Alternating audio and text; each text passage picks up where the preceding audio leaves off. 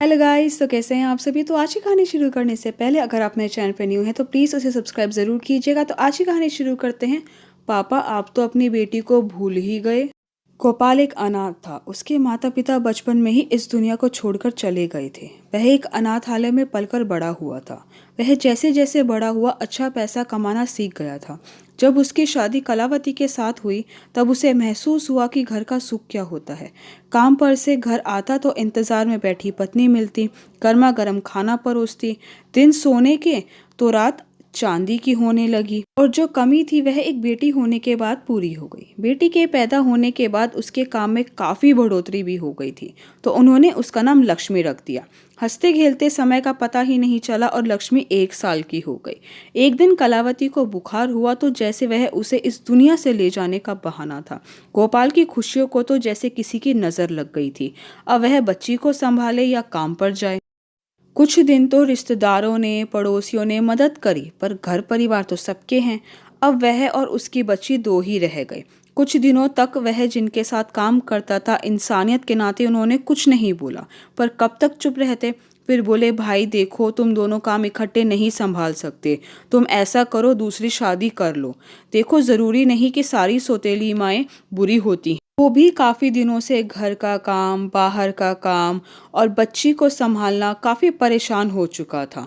काफ़ी सोच विचार करने के बाद वह रिश्ते के लिए हाँ कर देता है और रिश्तेदार भी चंद्रप्रभा को उसके लिए पसंद करके उसका विवाह उसके साथ करवा देते हैं। वह दिखने में जितनी सुंदर थी, जुबान की उतनी मीठी भी थी। शुरू शुरू में तो उसने लक्ष्मी का पूरा ध्यान रखने का नाटक किया और धीरे धीरे गोपाल को अपने वश में कर लिया।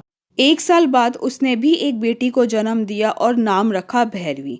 दोनों बहनों में 2.5 साल का अंतर था। उसने 2-2 साल के अंतर पर 2 बेटों को जन्म दिया। अब तो गोपाल का लक्ष्मी पर से बिल्कुल ध्यान हटने लगा था। सारे बच्चों को बारी बारी स्कूल में दाखिला करवा दिया। लक्ष्मी तो उसकी सौतेली माँ को फूटी आंख नहीं सुहाती थी।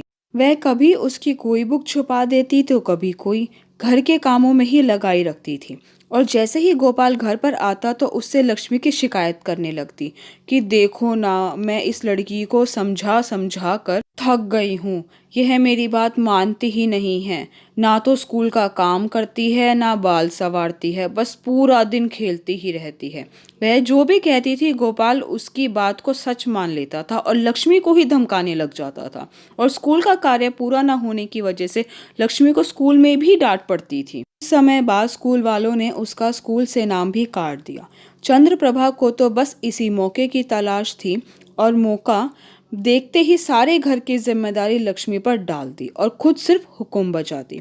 लक्ष्मी अपने पिता से कुछ कहने की कोशिश करती तो कहती, हाँ मैं तो सौतेली माँ हूँ ना, कल को सब यही कहेंगे कि लड़की की जात है, कुछ नहीं सिखाया मैंने इसे। तो गोपाल उल्टा लक्ष्मी को ही धमकाने लगता और बोलता, बेचारी तुम्हारा इतना ध्यान रखती है और तुम्हें शर्म नहीं आती। अब लक्ष्मी ने अपने पिता को कुछ भी कहना बंद कर दिया था। धीरे धीरे यूं ही समय बीतता चला गया और लक्ष्मी 20 साल की होने को आई तो गोपाल कहने लगा, चलो अब तो कोई अच्छा सा रिश्ता देखकर इसके हाथ पीले कर दूं। तो चंद्रप्रभा ने सोचा, अगर यह चली गई तो घर का काम कौन करेगा। एक बार बड़ा ही अच्छा रिश्ता लक्ष्मी के लिए आया तो चंद्रप्रभा ने चाल चलकर वह रिश्ता भैरवी के साथ पक्का करवा दिया। तो गोपाल बोला कि समाज में सब क्या कहेंगे कि बड़ी बेटी कुंवारी बैठी है और छोटी की शादी पहले कर दी। तो चंद्रप्रभा बोली कि अब क्या करे, इतना अच्छा रिश्ता हर रोज तो मिलता नहीं, अभी भैरवी का रिश्ता कर देते हैं और जब और कोई अच्छा मिलेगा तो लक्ष्मी की भी शादी कर देंगे। तो गोपाल मान जाता है। भैरवी की शादी नवीन से हो जाती है। साल भर के अंदर भैरवी के पैर भारी हुए तो पहला बच्चा मायके में होने के रिवाज के लिए वह मायके आती है। पर भगवान के खेल भी अजीब होते हैं। एक प्यारी सी बच्ची को जन्म देते समय वह भगवान को प्यारी हो गई। धीरे धीरे बच्ची लक्ष्मी से घुल मिल जाती है और लक्ष्मी भी उसका खूब ध्यान रखती है। नवीन जब भी अपनी बेटी से मिलने आता था तो उसे लक्ष्मी की गोद में ही खेलता पाता था। वह कुछ देर अपनी बिटिया के साथ खेलकर चला जाता था। धीरे धीरे नवीन ने महसूस किया कि लक्ष्मी के अंदर ममता कूट कूट कर भरी है।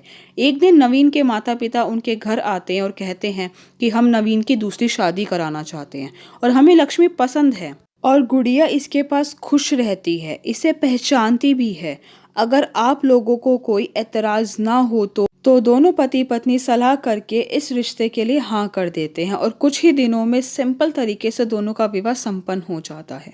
तो चंद्रप्रभा शादी के बाद अपनी नातिन को लेकर आती है और लक्ष्मी को सौंप देती है और कहती है, लक्ष्मी, मैंने जो तुम्हारे साथ किया है उसके लिए मुझे माफ़ कर दो और इस बच्ची के साथ वैसा व्यवहार मत करना। तो लक्ष्मी कहती है, माँ अब बिल्कुल भी चिंता मत करो, गुड़िया मेरी सौतेली बेटी नहीं, मेरी पहली संतान के रूप में मेरे पास रहेगी। चंद्रप्रभा लक्ष्मी को अपने गले लगा लेती है और फिर लक्ष्मी अपने ससुराल के लिए रवाना होती है। खुद के 2 बच्चे होने के बाद भी लक्ष्मी ने कभी भी अपनी बहन की बेटी को यह महसूस नहीं होने दिया कि वह उसकी कोख जनी नहीं है। उसे उतनी ही ममता प्यार दिया जो उसने अपने बच्चों को दिया और उसे एक काबिल टीचर भी बनाया। सभी सौतेली माँ चंद्रप्रभा जैसी नहीं होती, कुछ लक्ष्मी जैसी भी होती हैं जो सिर्फ माँ होती हैं, ना सगी ना सौतेली। होप गाइस कि आपको आज की मेरी वीडियो पसंद आई और आपको मेरी वीडियो पसंद आई है तो प्लीज़ उसे लाइक ज़रूर कीजिएगा, शेयर कीजिएगा, मुझे कमेंट करके बताइएगा कि आपको मेरी वीडियो कैसी लगी। अगर आपने अभी तक मेरे चैनल को सब्सक्राइब नहीं किया है तो प्लीज़ उसे सब्सक्राइब ज़रूर कीजिएगा। Thank you so much guys मेरी वीडियो देखने के लिए।